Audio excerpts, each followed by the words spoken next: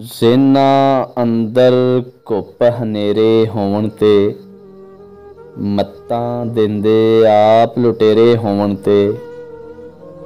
ਡਾਢੇ ਉੱਤੇ ਸ਼ਿਕਵੇ ਦਾ ਵੀ ਕੀ ਫਾਇਦਾ, ਜੁਰਮੀ ਜੇਕਰ ਤੇਰੇ ਮੇਰੇ ਹੋਵਣ ਤੇ। ਖੈਰ ਹੋਵੀ ਕਾਬੇ ਜਾ ਪਰ ਘਰ ਦੇ ਅੰਦਰ, ਤੈਨੂੰ ਦਰਸ਼ਨ ਸ਼ਾਮ ਸਵੇਰੇ ਹੋਵਣ ਤੇ।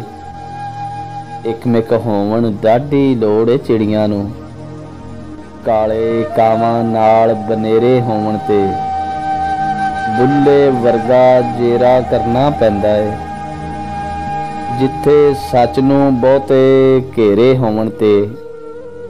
ਯਾਰ ਨਜ਼ੀਰਾ ਇਹ ਅਕਲਾਪਾ ਚੰਗਾ ਏ, ਜੇਕਰ ਫਸਲੀ ਯਾਰ ਬਟੇਰੇ ਹੋਵਣ ਤੇ। ਜ਼ੇਨਾ ਅੰਦਰ ਘੁੱਪ ਹਨੇਰੇ ਹੋਵਣ ਤੇ, ਮੱਤਾਂ ਦਿੰਦੇ ਆਪ ਲੁਟੇਰੇ ਹੋਵਣ ਤੇ।